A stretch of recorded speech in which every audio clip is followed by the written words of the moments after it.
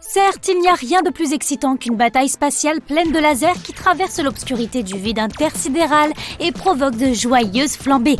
Mais ce n'est pas exactement ce qui se passe quand quelque chose explose dans l'espace. Celui-ci est essentiellement vide, ce qui signifie qu'on n'y trouve pas d'oxygène comme sur Terre. Et l'oxygène est une composante indispensable de tout processus de combustion. Tu vas me dire que les étoiles brûlent et explosent en supernova, mais ce n'est pas tout à fait vrai non plus. Les étoiles ne consomment pas d'oxygène, elles ne brûlent donc pas, mais elles sont le théâtre de constantes réactions thermonucléaires. Un vaisseau spatial ne pourrait par conséquent exploser de cette manière que s'il transportait une centrale nucléaire. Sans ça, la seule chose que tu verrais serait un bref flash, se dissipant en un clin d'œil. L'oxygène liquide, qui se trouve souvent à bord des navettes spatiales, brûle extrêmement vite dans le vide de l'espace. Quant au boom, l'oxygène joue là ici aussi un rôle crucial. Le son ne voyage que grâce aux molécules d'air qui se heurtent entre elles. Comme il n'y a pas d'air dans l'espace, l'endroit est absolument silencieux. Et ce n'est pas forcément une mauvaise chose. Imagine comme le soleil serait assourdissant si le son pouvait voyager dans l'espace. Malgré ce que beaucoup de réalisateurs de science-fiction veulent nous faire croire, la Lune n'a pas de face sombre. Notre satellite a subi un verrouillage gravitationnel, ce qui signifie qu'il est toujours tourné vers nous d'un seul côté. Le Soleil est beaucoup plus éloigné de nous que la Lune, et nous tournons avec elle autour de lui, réchauffés et éclairés de toutes parts successivement. Cela veut dire qu'une fois de temps en temps, chaque face de la Lune se voit éclairée par le Soleil. Seulement, nous ne pouvons en apercevoir qu'une seule. Alors que les choses semblent en apesanteur dans l'espace, il y a en vérité de la gravité partout. Plus on s'éloigne d'un objet lourd, comme notre planète, plus elle s'affaiblit, mais elle est toujours présente. En fait, il n'y a pas un seul endroit dans l'univers qui ne soit affecté par la gravité de tel ou tel objet cosmique. Tout ce qui a de la masse possède de la gravité. Oui, même toi et moi. Mais les objets dans l'espace sont si massifs qu'ils tirent vers eux les choses plus petites. C'est pourquoi les planètes du système solaire tournent autour du Soleil et pourquoi notre galaxie, la Voie lactée, tourne autour de son propre centre. Les scientifiques pensent qu'il y a là un trou noir supermassif, environ 4 millions de fois plus lourd que le Soleil, qui empêche toutes les étoiles et tous les systèmes de s'écarter les uns des autres. Nos héros de cinéma quittent l'orbite de Mars, à bord de leur fidèle navette spatiale et se dirigent vers Jupiter. Ils ont des visages graves et résolus, car ils savent qu'une menace les attend. La ceinture d'astéroïdes. Ils manœuvrent du mieux qu'ils peuvent, esquivant de justesse les astéroïdes qui volent à grande vitesse vers eux, mais l'un d'entre eux les touche quand même. Bon, ce n'est qu'une égratignure, fort heureusement. En bout de compte, nos héros quittent cette dangereuse zone et épongent la sueur de leur front d'une main tremblante. Cela te semble familier ? Eh bien, ça ne pourrait pas être plus éloigné de la vérité. Les astéroïdes de la ceinture situés entre Mars et Jupiter sont si peu nombreux et si éloignés les uns des autres que si tu devais un jour passer par là, il est possible que tu n'en aperçoives pas un seul sur ton trajet. Il y a environ 1,5 million de roches spatiales de taille significative dans cette ceinture. À un demi-million près. Mais n'oublions pas que l'espace est vaste. Il y a toujours une distance de plusieurs millions de kilomètres entre deux astéroïdes importants. Du coup, une course-poursuite entre deux vaisseaux se faufilant entre des roches suspendues dans le vide ne serait pas aussi amusante qu'on veut nous le faire croire. On décrit souvent l'espace comme un endroit sombre, froid et désolé, surtout lorsqu'un astronaute de cinéma quitte la sécurité de sa navette. Et tout cela est correct, sauf pour le froid. Cela ne serait vrai que si tu te retrouvais dans un coin très éloigné de notre galaxie, sans étoiles à proximité. Mais si tu es, par exemple, en orbite autour de la Terre et directement face au Soleil, la température dans le vide cosmique se rapproche des 120 degrés. Voilà pourquoi les combinaisons spatiales sont blanches. Cette couleur reflète mieux la lumière que toutes les autres. Cependant, tu pourras littéralement avoir très froid dans le dos si celui-ci n'est pas exposé aux rayons du Soleil. La chaleur ne se propage pas de manière égale dans l'espace, et si tu n'es pas tourné vers une source de chaleur, tu auras froid, très froid.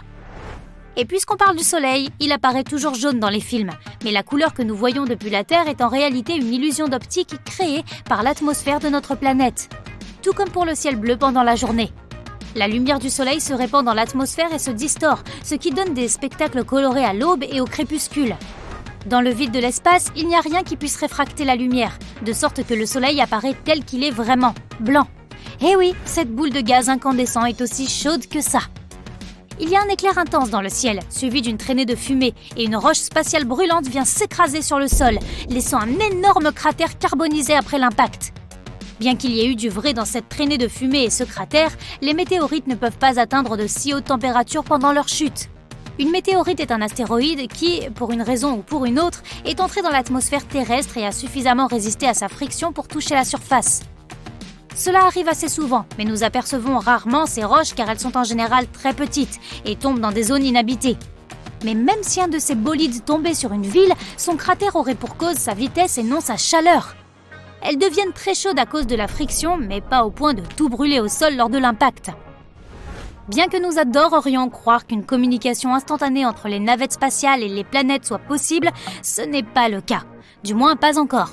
Les systèmes de communication modernes reposent sur les signaux radio et ceux-ci sont assez lents en regard des vastes étendues de l'espace.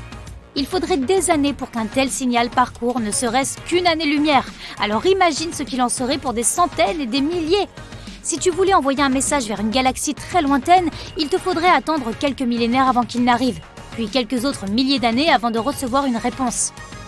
Et l'espace n'est pas aussi encombré et rempli d'événements qu'on le présente au cinéma. C'est un endroit plutôt désert, où les planètes, les étoiles et les autres objets sont séparés par des milliards de kilomètres de néant. Même si tu avais un vaisseau spatial pouvant voyager à la vitesse de la lumière, la plupart du temps, tu ne verrais qu'un vide noir constellé d'étoiles et de planètes très lointaines. Les distances sont immenses, même entre les objets les plus proches les uns des autres. Pour mieux comprendre, la Lune, que tu peux si bien voir par une nuit claire, se trouve à environ 384 400 km de nous. Cela représente presque 10 fois la circonférence de la Terre. Les moteurs à distorsion peuvent déformer l'espace-temps et te faire atteindre un coin éloigné d'une autre galaxie en un clin d'œil. C'est un des éléments de base de la fiction spatiale. On voit toujours les vaisseaux spatiaux, capables d'une telle prouesse, accélérer instantanément de 0 à plus vite que la lumière. Selon les lois de la physique, les passagers devraient au moins se sentir écrasés dans leur siège. Plus précisément, personne ne pourrait survivre à une telle accélération parce que la gravité serait immense pour le corps humain. Tant que nous n'aurons pas trouvé un moyen de réduire ces effets délétères, il est inutile de songer aux moteurs à distorsion. L'eau n'est pas la ressource la plus rare et la plus précieuse de l'univers. En fait, il y a un énorme nuage à plusieurs millions d'années-lumière de nous et il est entièrement constitué d'eau. Ces réserves seraient suffisantes pour remplir nos océans 140 billions de fois. Et de nombreuses planètes, certaines même dans notre système solaire, semblent renfermer de l'eau liquide. La ressource la plus précieuse dans l'espace est la vie. Et un grand nombre d'éléments sont nécessaires à son apparition, pas seulement l'eau liquide. On voit souvent les astronautes s'entraîner sur l'ISS et les vaisseaux spatiaux de science-fiction. Et c'est vrai, ils ont besoin d'activité physique. Mais ce n'est pas parce qu'ils doivent être très forts pour travailler dans l'espace. La gravité y est beaucoup plus faible et les astronautes n'utilisent pas autant leurs muscles que sur Terre. Alors quand ils redescendent, la gravité les rattrape implacablement et ils se sentent extrêmement faibles. C'est pour atténuer ces effets qu'ils s'entraînent tous les jours. On dit souvent qu'il est possible de voir des millions d'étoiles par une belle nuit claire, mais c'est loin d'être vrai. On peut en compter environ 3000. Les autres points brillants que tu vois sont des objets lumineux que l'on confond avec des étoiles, des planètes, des galaxies lointaines et même des satellites artificiels. Ces objets sont tout simplement illuminés par de vraies étoiles ou par la Lune et deviennent visibles. Mais parce qu'ils sont si loin de nous, on n'arrive pas à savoir s'il s'agit ou non d'étoiles. Mais c'est quand même plutôt cool, il faut bien l'admettre. Même que notre Soleil n'a pas toujours été solitaire. Il est possible qu'il ait été accompagné d'une autre étoile, appelée Némésis. Ils ont remarqué que les extinctions massives sur Terre se produisaient tous les 27 millions d'années, comme si c'était cyclique. Ils se sont donc tournés vers les étoiles pour essayer de comprendre ce qui pourrait en être la raison. Et ils ont émis l'hypothèse qu'une seconde étoile avait quitté notre Soleil il y a bien longtemps, mais qu'elle nous affecte toujours. Némésis pourrait être située à environ 1,5 années-lumière de nous. Cela peut sembler peu, mais cela représente en fait près de 9000 milliards de kilomètres. Le voyage en voiture va être amusant, et durer 50 millions d'années. Quoi qu'il en soit, chaque fois que Némésis passe dans son orbite, elle peut avoir un effet sur le nuage de Oort. Le nuage de Oort est une zone située autour de notre système solaire, et dans laquelle se forment les comètes. Son existence n'a pas encore été prouvée, mais les scientifiques en sont plutôt certains. Les comètes se forment donc à l'intérieur de ce nuage et se dirigent ensuite vers notre système solaire. Même si elle est très éloignée, la deuxième étoile de notre système pourrait avoir une grande influence sur lui. Mais qu'en est-il des systèmes à 4 étoiles ou même plus? Est-ce même possible? Eh bien en fait, oui. Mais plus tu ajoutes de corps célestes au système, plus cela devient difficile. Les orbites deviennent instables. C'est on ne peut plus chaotique. En mécanique stellaire, cela s'appelle le problème à 3 corps. Cela signifie qu'il est très difficile de prédire les orbites des corps dans de tels systèmes. Dans la plupart des cas, elles s'avèrent aussi singulières qu'aléatoires.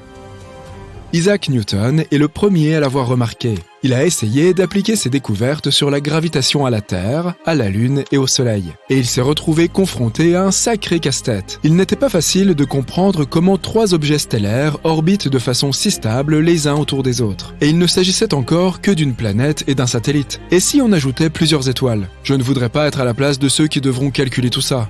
Ah oui, c'est vrai, je ne suis pas scientifique. Quoi qu'il en soit, nous savons que les systèmes à 3 étoiles sont extrêmement chaotiques. Mais qu'en est-il des systèmes avec encore plus d'étoiles? Ils sont très rares. En 2021, la NASA a découvert un système stellaire composé de pas moins de 6 étoiles. C'est tout simplement fou. Bien sûr, il n'y a pas de planètes dans ce système, mais qui sait, nous trouverons peut-être un jour un système de ce genre, mais avec des planètes en plus. Dans de tels mondes, la chorégraphie gravitationnelle est très complexe. Il faut des conditions très spécifiques pour que tout tienne bien ensemble. C'est un peu comme marcher sur une corde raide au-dessus d'un abîme. Avec tout cela en tête, essayons d'imaginer ce qui se passerait si le Soleil se transformait soudainement en plusieurs petites étoiles. Oh là là, il va nous falloir une simulation très détaillée. Non, nous allons probablement avoir besoin d'une douzaine de simulations pour que cette chose fonctionne, parce que sinon, nous n'aurons que quelques options.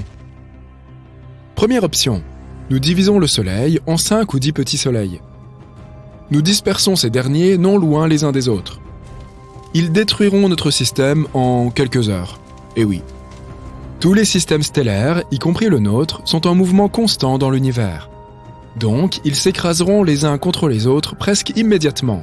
Cette collision entraînera la création d'une supernova. Notre système se transformera en une magnifique nébuleuse colorée. Pour nous, cela se produira en quelques minutes seulement. Nous n'aurons même pas le temps de sentir quoi que ce soit. Et toutes les planètes de l'ancien système solaire se transformeront immédiatement en une poussière spatiale étincelante. Mais ce n'est peut-être pas la meilleure option pour nous, n'est-ce pas? Voyons si cela peut se passer autrement. Deuxième option.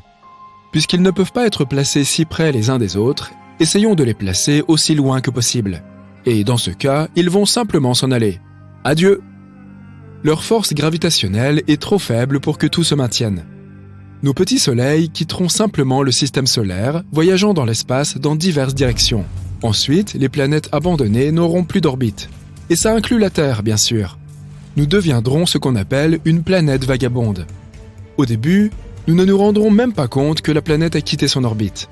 Nous n'aurons donc pas le temps de faire quoi que ce soit, et un froid terrible s'installera. Quelle fin triste et poétique. Bon, aucun de ces dénouements n'est très folichon. Oh d'accord, il nous reste une dernière option. Notre principal problème est de faire en sorte que chacune de ces petites étoiles ait une masse égale. Mais jette un coup d'œil à tous ces systèmes multi-étoiles que nous avons déjà découverts. Tu verras qu'aucun d'entre eux ne ressemble à un groupe harmonieux de boules lumineuses. Au lieu de cela, on y trouve quelques grandes étoiles, et le reste, les petites, sont en orbite autour d'elles. Alors, que penserais-tu de 2 grandes étoiles avec 2 plus petites? À quoi ressemblera la Terre alors? Eh bien, son orbite deviendra terriblement instable. Nous nous agiterons d'avant en arrière, et ce n'est pas vraiment recommandé, pour être tout à fait franc. Nous savons à quoi cela peut mener, car, et c'est tout simplement fou, cela nous est déjà arrivé une fois. Oui, il y a environ 70 000 ans. Une étoile solitaire a visité notre système solaire. C'était une naine rouge appelée Scholz. Une naine rouge est une étoile très petite et très froide. Si tu considères que 7760 degrés est froid, bien sûr. Mais on estime qu'il s'agit du type d'étoile le plus faible et le plus froid. Elle ne devait donc probablement pas avoir l'air ni si grande ni si brillante dans notre ciel. À cette époque, nos ancêtres Homo sapiens vivaient déjà leur vie. Est-ce que tu t'imagines leur surprise? Ils ont vu une autre étoile débouler dans le ciel vers le soleil. Je me demande bien à quoi cela pouvait ressembler. Et puis, Scholz a contourné le soleil et a continué son voyage dans l'espace. Tu ne t'attendais pas à ce que je fasse le récit d'une catastrophe, n'est-ce pas? Si cela s'était produit, tu ne serais pas devant ton écran à regarder cette vidéo. Mais grâce à cette histoire, nous pouvons nous faire une idée de ce qui arrive à la Terre lors de tels événements stellaires. À cette époque, une énorme activité volcanique s'est déclarée sur notre planète. Nous avons aussi eu droit à des pluies de météorites qui nous ont presque anéantis. Nos ancêtres ont vraiment eu la vie dure. Quelque chose de similaire se produira sur notre planète hypothétique avec 4 soleils, mais à une échelle bien plus grande. Une activité volcanique constante, des tremblements de terre et des tsunamis. Brrr. De plus, la durée d'un jour changera. ainsi que la durée des saisons et de l'année dans son ensemble. Elles ne seront plus stables, à cause des changements fréquents de la gravitation. En d'autres termes, tu ne sauras jamais à quoi t'attendre. Un hiver d'1 an, un été brûlant. Et lorsque nous nous trouverons à mi-chemin entre 2 étoiles, il n'y aura même plus de nuit. Elles illumineront les 2 parties de notre planète et il nous faudra dormir en plein soleil. Et si tu penses que tout ça est bien mauvais, garde à l'esprit que nous serons aussi assaillis par beaucoup plus de rayons ultraviolets et de vents solaires à cause de nos 4 soleils. Leur couleur changera également. Ils se transformeront en naines rouges et prendront une teinte orange écarlate dans notre ciel. Nous aurons aussi beaucoup plus d'éclipses. Sauf qu'au lieu de la Lune, c'est le Soleil qui sera éclipsé par un autre Soleil. Mais il deviendra probablement juste un peu plus sombre. Pour être honnête, il est peu probable que quelque chose survive sur Terre après tout cela. Je veux dire, c'est possible, mais effectue une centaine de simulations toi-même si tu veux en être sûr. Toutefois, nous pourrions, en théorie, survivre dans un système binaire plus simple. Par exemple, dans un système composé de 2 étoiles proches l'une de l'autre. Il faudrait qu'elles soient toutes 2 fois plus petites que notre Soleil actuel. Ce serait le scénario parfait. Et il est fort possible que ça arrive dans un avenir lointain. La NASA travaille actuellement sur un projet visant à relocaliser nos descendants sur Proxima Centauri b. Il s'agit d'une planète située dans le système stellaire le plus proche de notre Soleil, Alpha du Centaure. Et, qui sait, peut-être qu'un jour, dans le futur, nous déménagerons vraiment là-bas. Nous verrons alors ce que c'est que de vivre avec plusieurs soleils.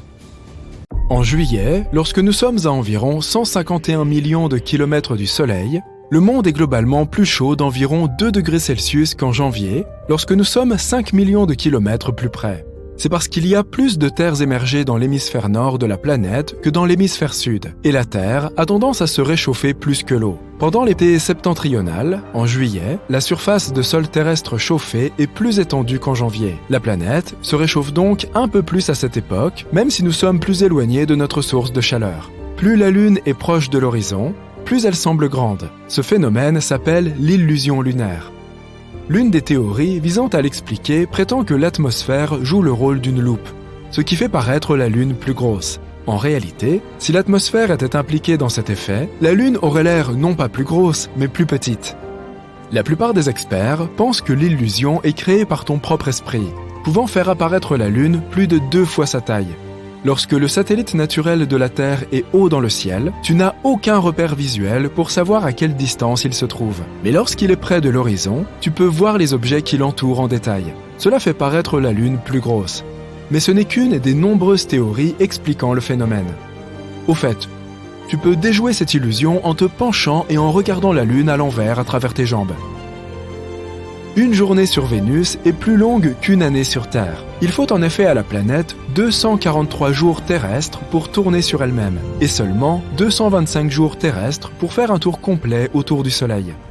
Il y a environ 5 millions d'années, le trou noir supermassif au centre de notre galaxie a propulsé une étoile à partir de lui-même, et elle voyage maintenant à travers la Voie lactée 10 fois plus vite que toute autre étoile. Les anneaux de Saturne sont très fins par rapport à sa taille. Si tu avais un modèle réduit de la planète d'1 mètre de diamètre, les anneaux seraient 10 000 fois plus fins qu'une lame de rasoir. Mercure est âgé de quelques milliards d'années. En 2016, les scientifiques ont découvert des anomalies à la surface de la planète qui montrent qu'elle rétrécit. Après d'autres recherches, ils ont découvert que Mercure n'a pas encore fini de se refroidir. La Terre et la Lune s'éloignent progressivement l'une de l'autre, aussi lentement que tes ongles poussent.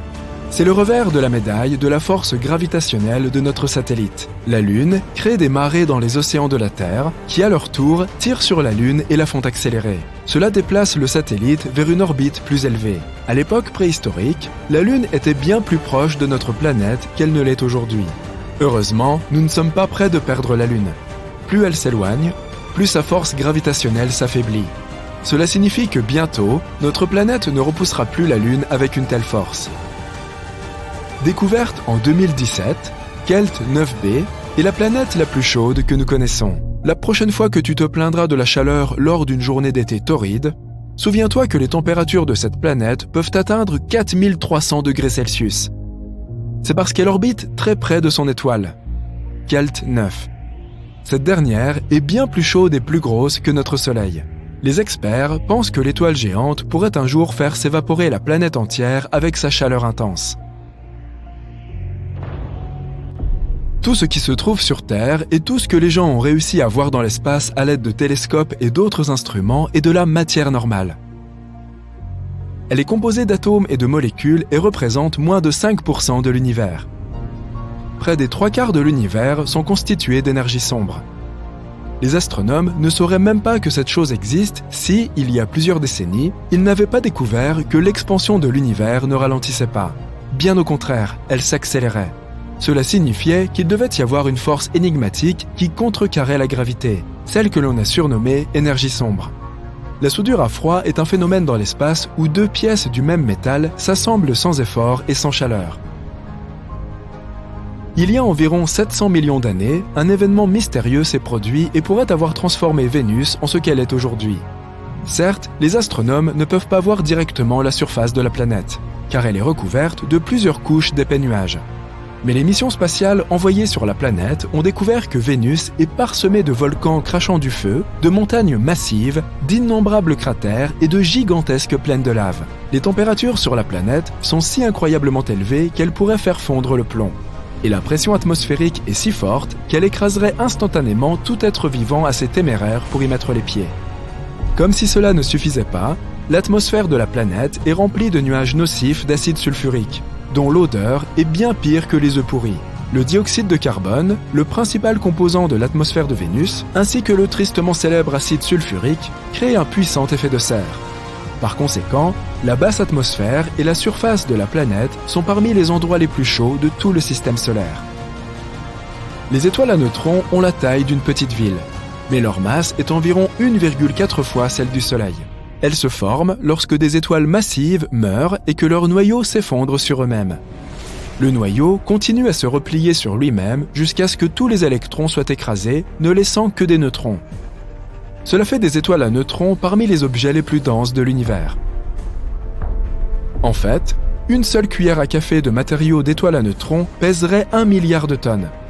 Bien sûr, obtenir cet échantillon et le rapporter sur Terre serait une tâche difficile, car la gravité sur une étoile à neutrons est 2 milliards de fois plus forte que la gravité sur notre planète. À cause de l'effet de la Lune sur la Terre, notre planète tourne de plus en plus lentement. Mais cela est très progressif. Elle perd environ 17 millisecondes tous les 100 ans. Il faudra donc 140 millions d'années avant que nous ne puissions ajouter une seule heure à une journée. Mais cela signifie aussi que lorsque les dinosaures existaient, les jours ne comptaient que 23 heures. Il y a très peu d'activité à l'intérieur de la Lune. De plus, il n'y a presque pas d'atmosphère autour.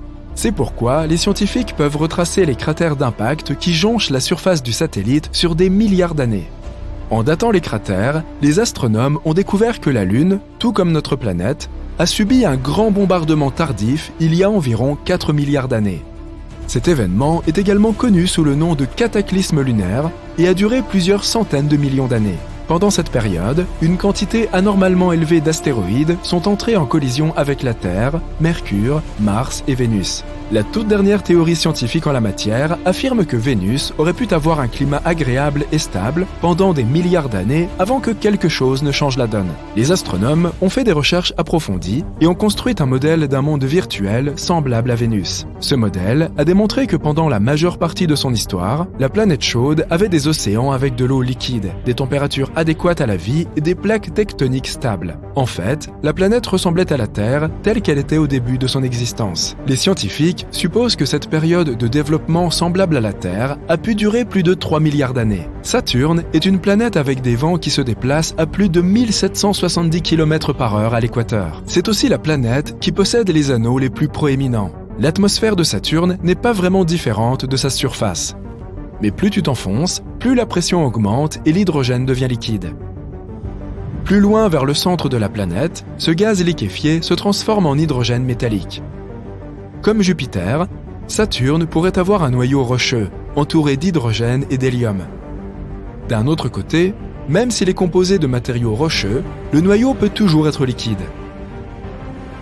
Les humains explorent l'espace depuis plus de 60 ans et leurs efforts ont certainement porté leurs fruits. Toutes les planètes de notre système solaire ont maintenant été explorées, même les planètes naines, Pluton et Cérès. La plupart des explorations ont été réalisées par le programme Voyager de la NASA, qui a débuté en 1977. Voyager 1 et 2 ont recueilli des informations sur les planètes, leurs lunes et leur système unique d'anneaux et de champs magnétiques. Ces vaisseaux jumeaux continuent d'envoyer des données à la Terre, et Voyager 1 est actuellement dans l'espace interstellaire.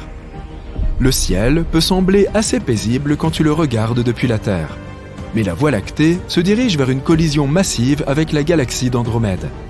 Dans 4 milliards d'années, tu peux régler ton alarme, ces galaxies se rencontreront et aucune ne survivra.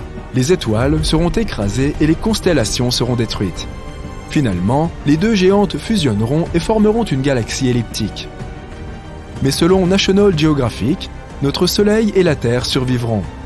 Toutes les formes de vie sur Terre auront droit à un spectacle splendide lorsque les galaxies se rejoindront.